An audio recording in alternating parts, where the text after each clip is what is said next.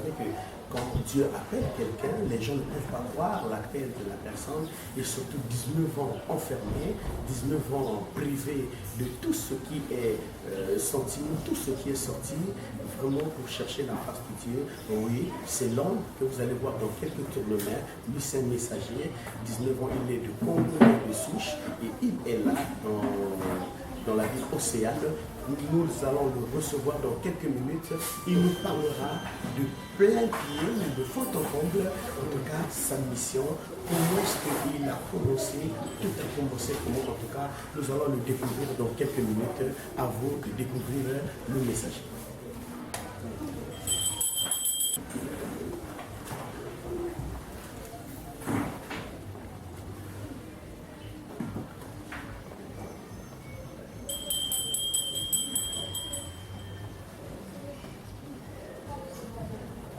Nous sommes très ravis d'arriver en ces lieux. Alors, messager, une question d'échauffement. 19 ans enfermé pour chercher la face de Dieu. Vous êtes encore très jeune. Vous auriez pu faire tout ce que les autres jeunes font. Comment a été ces 19 ans pour chercher la face du Seigneur? Les 19 ans n'ont pas été aussi faciles. Parce que d'ailleurs, nous sommes dans une famille africaine. Voir un enfant qui va rester pendant des années dans un milieu sans bouger, ça n'a pas déjà été facile. Et donc, c'est plusieurs étapes, plusieurs épreuves, mais il fallait les surmonter puisque c'était un appel divin. Et donc, je suis resté là malgré les épreuves et j'ai résisté jusqu'aujourd'hui. Messager, vous étiez humilié de partout. Les gens ont cru que vous êtes devenu fou. Les gens ont cru que vous avez perdu le sens de la vie. Les gens ont raconté. Comment est-ce que vous avez pu supporter tous les dires des gens en tant qu'humain d'abord? Bon, j'étais dans le que faire parce que c'est la force qui me maintenait était plus grande que celle que je détenais. Alors, je ne pouvais pas faire les choses dans ma propre volonté. C'est pour cette raison il fallait écouter la voix du Créateur au lieu d'écouter ce que les hommes pouvaient raconter. Les humiliations, oui, c'est vrai, c'est pas facile. Mais ça n'a pas été facile. On aura tout le temps de parcourir toutes ces étapes-là, ces dimensions, et vous finirez par comprendre que ça n'a pas vraiment été facile. Messager, vous êtes suivi partout dans le monde entier, une émission à caractère international. Alors, Messager, parlez-nous d'abord au Congo. C'est une fierté pour nous les Congolais, parce que nous écoutions les autres pays avoir des hommes charismatiques comme vous ailleurs. Mais pour nous les Congolais, c'est une fierté. Et qu'est-ce que vous dites aux Congolais qui vous suivent partout dans le monde entier? Avoir une étoile comme ça, plus précisément dans la ville Océane, c'est pas facile. Un mot à ces Congolais de l'étranger et du pays même. D'ailleurs, vous avez fait sortir un mot qui m'a déjà touché. Vous avez parlé d'étoile. Ça veut dire que vous avez une lumière d'esprit déjà, de comprendre que seul un astre peut apporter de tels enseignements, de tels messages sur la planète Terre. Et donc, un mot pour ceux qui sont à l'étranger. Bon, le Congo, c'est un pays qui a été choisi par les Tout-Puissants. Et donc, je ne suis pas la seule étoile. Il y en a beaucoup qui sont descendus dans la matière. Et avec le temps, vous finirez par les découvrir. Et donc, c'est le temps de l'Afrique. C'est proclamé un peu partout que c'est le moment de l'homme noir. Le temps de l'homme noir a sonné, c'est déclaré par plusieurs esprits. Mais oui, mais ça ne va pas seulement rester dans l'espace comme ça. On ne va pas le proclamer dans l'espace. Il faudrait bien qu'on passe dans la phase aussi pratique pour que les gens sachent que effectivement l'humanité soit au courant que c'est le temps de l'homme noir. Et donc le pays choisi comme c'est le Congo qui est bien notre pays, alors c'est le début. Nous sommes déjà au début. Et donc ceux qui sont au loin doivent le savoir que c'est le moment où nous allons donc travailler, matérialiser, comme l'homme blanc a fait, pour que le développement de notre continent soit effectif. Donc, voilà le mot que je peux leur donner, ceux qui sont loin, que c'est le moment de l'homme noir et c'est au Congo qui s'appartient. Messager, pour vous, que représente cette ruelle ou bien avenue Mouti, où tout a déclenché? Bon, ici, c'est le siège même de la fraternité. C'est le siège, c'est l'endroit que l'Éternel avait choisi pour abriter les attributs de cette nouvelle civilisation qui arrive dans ce pays qui est le Congo, et dans la ville Océane et dans le quartier Vungu, dans la rue Mouti numéro 22. D'ailleurs, le numéro 22, c'est même l'accomplissement des Écritures, la Conca chapitre 22, qui correspond même au numéro de la parcelle, pour dire que l'endroit avait été choisi depuis l'année 2000. Messager, pour finir, on va vous laisser, vous avez un travail à faire. Messager, il y a des Congolais qui souffrent dans les maisons. Il y a des gens qui ont subi des actes d'escroquerie par-ci par-là. Ils n'ont plus la foi, ils n'ont plus l'espoir. Mais trouver une étoile comme ça ici dans la ruelle 22 Mouti, nous sommes au quartier Bongo, je crois que Chana. Mais qu'est-ce que vous direz à ces Congolais qui sont malades, qui sont alités, qui sont désespérés, qui ont été escroqués, qui sont fatigués, qui ne prient plus, mais qui souffrent dans les maisons, tandis que nous avons des étoiles comme vous? Que dites-vous à ces derniers? Oui, ce que je pourrais leur dire, c'est que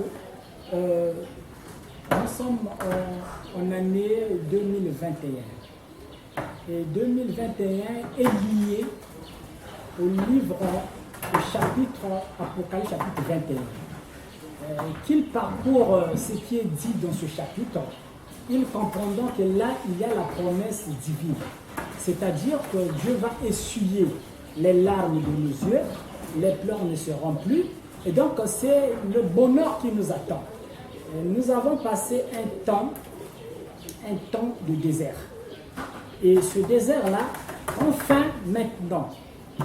Et donc, qu'ils sachent que Dieu ne les a pas oubliés. Dieu ne les a pas oubliés, mais il fallait bien qu'on passe par là. Quand Dieu a voulu sauver le peuple d'Israël, il leur a fait traverser le désert. Et le désert avait pris du temps. La Bible nous parle de 40 années. Et donc, si nous voyons bien l'histoire de notre pays aussi, le Congo, nous sommes le peuple choisi par l'Éternel. Après Israël, Dieu se fait le choix d'un nouveau peuple par lequel il va parler au monde. Et donc, si nous sommes déjà là au Congo, c'est parce que Dieu nous a envoyés et il a fait le choix de ce pays. Donc, les pleurs finiront. Croyez que la parole de l'espoir est là. Il n'y aura plus de pleurs. Déjà, le milieu dans lequel vous êtes, le journaliste peut-être vous fera un petit balayage des images.